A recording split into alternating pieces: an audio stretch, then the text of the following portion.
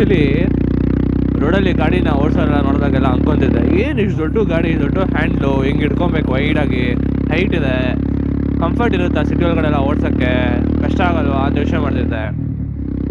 Bumper to bumper traffic ಬಿಟ್ಟು I think ಈಗ ಒಂದು 40 to 60 ಸ್ಪೀಡಲ್ಲಿ ಇದ್ದರೆ ಆರಾಮಾಗಿ ಓಡಿಸ್ಬೋದು ಎವ್ರಿ ಡೇ. ಇದನ್ನು ಜಿ ಡಿಗಿಂತ next heavy best. G D compare ಮಾಡ್ತಾ ಇಲ್ಲ, ಬಟ್ ದೆನ್ ನಾನು ಜಿ ಡಿ ಓಡಿಸಿ ಹೋಗಿ ಓಡಿಸ್ತಾ ಇರೋದ್ರಿಂದ ಹೆವಿ ಕಂಫರ್ಟಬಲ್ ಫೀಲ್ ಆಗ್ತಾ ಇದೆ.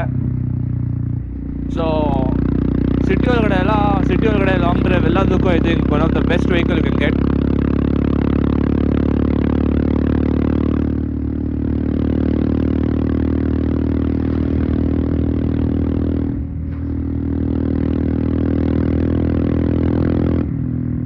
ಸೊ ಇವಾಗ ಅರ್ಥ ಆಗ್ತದೆ ಏನಕ್ಕೆ ಜನ ಹಿಮಾಲಯನ್ 50 ಅಷ್ಟೊಂದು ಜನ ತಗೊತಾರೆ ಅಂತ. ತುಂಬ ಚೆನ್ನಾಗಿದೆ ಓಡ್ಸೋಕ್ಕೆ. ಸೊ ನೋಡಿದ ತಕ್ಷಣ ಡಿಸೈಡ್ ಮಾಡಬಾರ್ದು, ಓಡಿಸಿದ್ರೇ ಗೊತ್ತಾಗೋದು ಅದ್ರದ್ದು.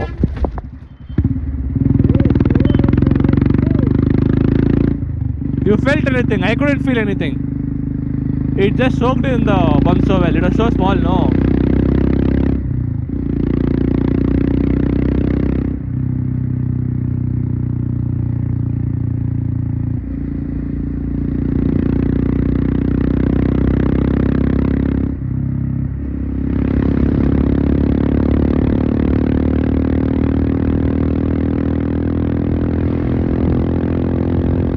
ಸಸ್ಪೆನ್ಷನ್ ಸ್ವಲ್ಪ ತುಂಬ ಸಾಫ್ಟ್ವೇರ್ ಸೈಡೇ ಇದೆ.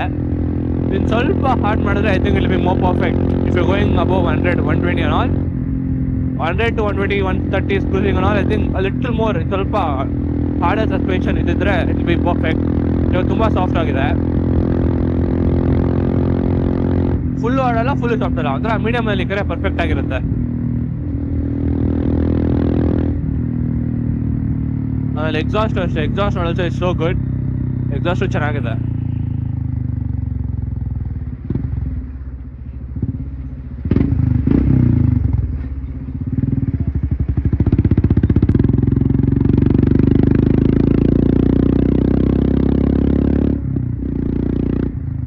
ಎಲ್ಲಿಂದ ಬರ್ತೀಯ ಬ್ರೋ?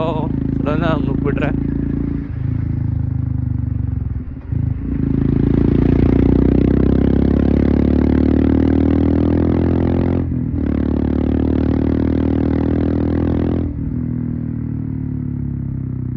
ಈ ಕತ್ಲಲ್ಲಿ ಟಿಂಟೆಡ್ ವೈಸರಲ್ಲಿ ಕಾಣಿಸೋದೇ ಇಲ್ಲ.